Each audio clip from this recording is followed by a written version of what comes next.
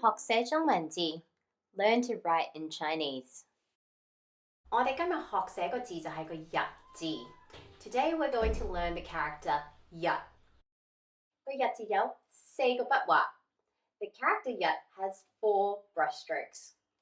一 1 2 2 3 3 4 4。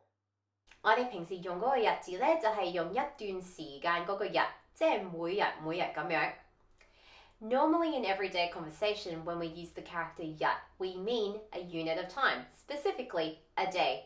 但係呢個字仲有一個意思嘅噃。But this character actually has a second meaning. 佢第二個意思就係太陽。The second meaning is a more formal way of referring to the sun. 點解呢一個字會有兩個意思呢？ Why does this character have 2 meanings? 因為我哋計每日嘅時間呢，就係用個太陽計啦。That's because we measure the length of a day according to the sun. 由太陽喺東邊出現 from when it rises in the east 至到佢喺西邊落天 to when it sets in the west. 呢段時間呢，就係叫做一日。That's the length of a day. 多謝你今日同我學寫中文字。